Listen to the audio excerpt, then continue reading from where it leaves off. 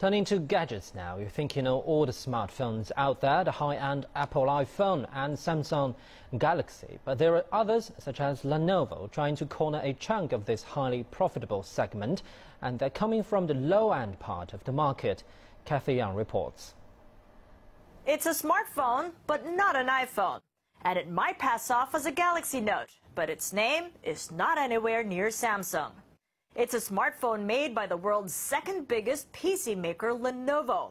Meet the Lephone, which many are not aware of. But 2.5 years on, the Lephone has made inroads in rural parts of China. Yeah, I've seen Lenovo's definitely had a lot of success recently against mostly China, and it's mostly low end. I think the big companies are going to be wary of this, especially the mid-end companies.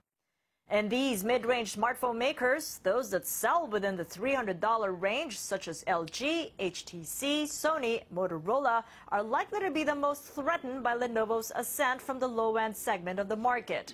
The low-end smartphone market, where phones are sold in the $100 to $200 range by companies such as Lenovo, Huawei, ZTE, and Corepad in China, is the fastest-growing market of the smartphone market. And Samsung is the only high-end brand that sells smartphones in the low end, unlike Apple, which focuses on the high-end users only.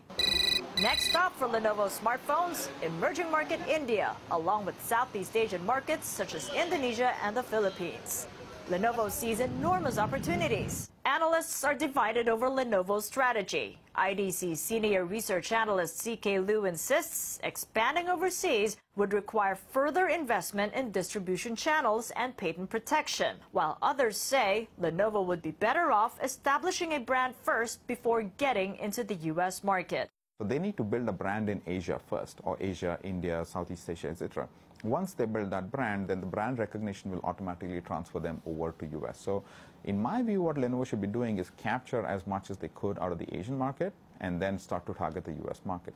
Branding is still where the money is. That's how Apple and Samsung made it big time. And that's what low-end smartphone makers such as Lenovo have to work on to compete ably with the fanciest names in the global smartphone market.